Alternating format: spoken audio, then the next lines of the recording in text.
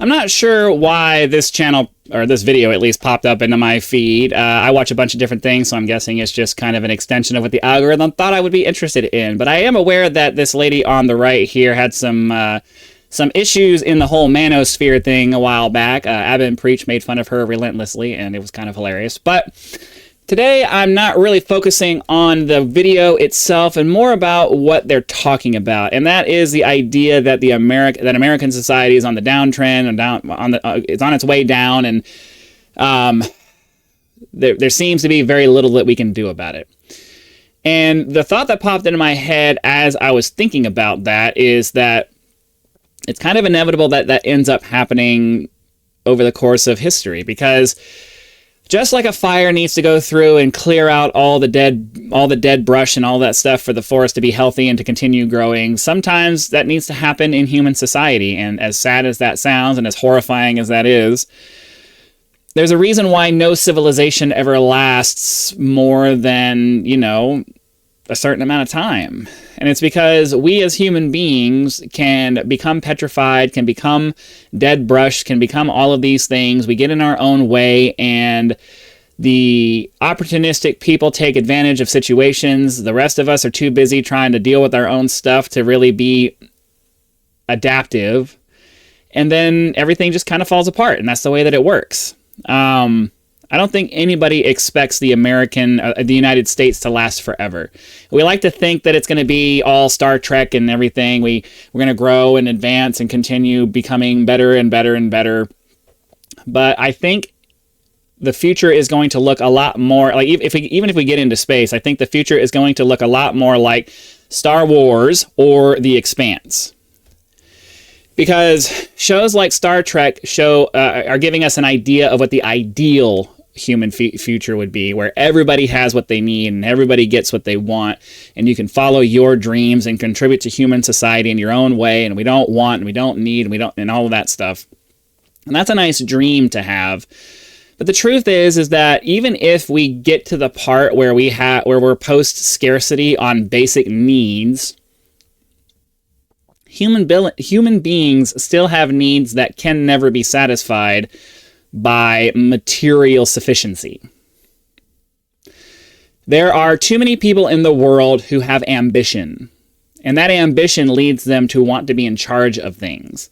And when you have people whose primary goal is not just to acquire stuff, it's to accomplish things, it's to rise to the top, it's to be competitive, it's to be in front of people, it's to have power and influence. That's not something that's going to go away just because we figure out fusion power and we figure out making it so that everybody can have food, and we make it so that everybody has access to medicine and everybody has all the basic necessities that they need.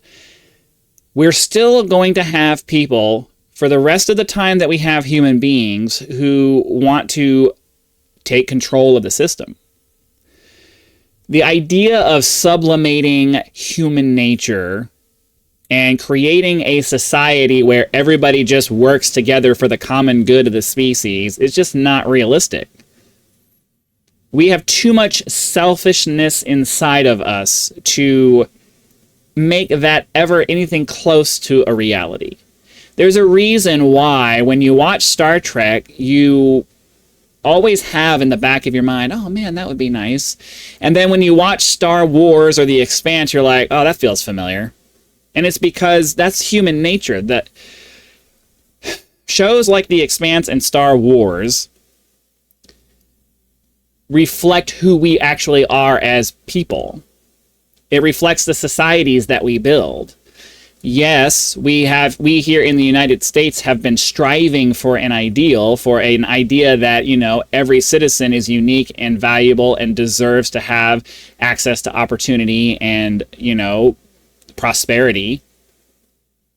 But all you have to do is look at our history to see that certain people just aren't on board with that idea. And there are enough of them that band together to acquire for themselves that we never get to the ideal of what America is supposed to be. The United States is going to go away at some point. It may be 100 years from now. It may be 1,000 years from now. Who knows? We may save it at the last minute, but eventually it will go away because inevitably human beings forget why they did the things that they did. They forget the oppression that they threw off. New generations come along who don't experience the trials that previous generations had to go through. And the reasons why we do things the way that we do become less important and less understood because they didn't have to go through the hardship that made those things happen in the first place. Our generation didn't have to go through a country far away trying to control us and tell us what to do. We grew up in the United States. We determine our own fate. So we can't have any real identification and understanding of what the colonists went through when they went through the American Revolution. We didn't live in a time where slavery was a thing, at least not, legally a thing. We didn't live in a time where, where one side had to fight the other side because, one side believed that owning people was okay and the other side was vehemently opposed to it. We can ideologically understand that it's wrong to own people, but we never lived through the time when it was happening right in front of everybody's face. We can't understand that. And so when people propose things that make us feel like we're going back in that direction, it doesn't always feel like the most urgent thing because we didn't experience the time when people were owned as property. We know it's wrong. We would never consciously vote for that, but we're also not traumatized by it enough to be paranoid to see that, these things that these rich people are doing are trying to put us back into slavery again so that they can control us and exert power and influence over us. Like we're desensitized to that. We're not paranoid about it because we never experienced that period in time. We don't really know what it's like to go to a war against a horrible regime that's intent on taking over Europe and the world and taking over the Pacific and having to go through the trials and tribulations of mobilizing an entire nation behind supporting a war effort. We're never going to understand that because we didn't go through that. What ends up happening is that people in new generations don't experience what their parents had to go through. They don't experience what their grandparents had to go through. They don't experience the things that shape the societies in which they live. And because of that, they don't value the principles of that society the same way that their previous generations did. And because of that, the things that make a country what it is become less and less important, and they fall by the wayside. And then because you don't have the same social identity that you had back when, everybody believed in the principles that established what you have, it all just kind of falls away.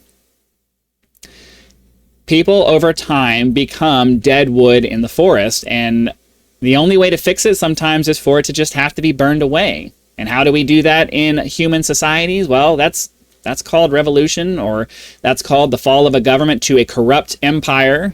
Star Wars, the prequel trilogy in the Star Wars was a warning to the United States. It was a warning to free societies. It was a warning to anybody who calls themselves a democracy. It's that if you refuse to pay attention to what the people in power are doing, they're going to take over, and they're going to do it in a way that makes you feel like you're getting something out of it. And then liberty dies with thunderous applause. I'm not saying that anyone right now specifically is doing that. I honestly don't know what Trump is doing. I don't know where his intentions are. Sometimes he does things that seem like they're reasonable. Other times he does things and I'm like, what the hell are you doing?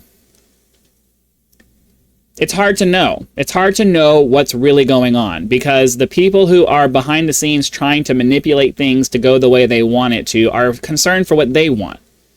And because we as citizens are too busy, fretting over our own personal situations to pay attention to what's going on in the government, they have a long lever to, force us into what they want us to be. And until we get to the part where we start rejecting career politicians and start electing normal people to step into the government and, start trying to adjust things so that things are better for the people and it makes people have pride in their country again, it's going to continue. We're going to continue on this downward spiral that we're in. And I'm not sure that it's possible to convert dead wood back into green wood. I mean, obviously in nature it's not. Theoretically, in a society, you could, if you could figure out the right way to do it, but we haven't seen a society yet that's figured it out. Once the general population turns to dead wood, it generally requires a fire to clear out all the crap and start over again. Society as a whole continues to advance because the dead wood gets cleared away and new trailblazers are propelled into positions of power to move us forward into a new direction. It's going to be the same thing here in America. It's going to be the same thing in our current world. It's all starting to fall apart, and there's very little that we can do about it if we can't convince enough people to care. And most people just kind of don't. So I don't have the solution for that. If I had one, I would probably be rich and famous right now, because people would be giving me a lot of money to start implementing whatever it is. The sad truth is that it requires a lot of hard work by a lot of people to spread the message of pull your head out of the sand, pay attention to what your politicians are doing, vote them out of office if they don't vote for your interests, and, implement measures to force them to do what you told them to do. And until we do that, then, America is more or less doomed to fail. So that's what I wanted to say. Be sure to click that like button, subscribe to help us reach our first 1,000 subscribers, and I'll see you for the next one.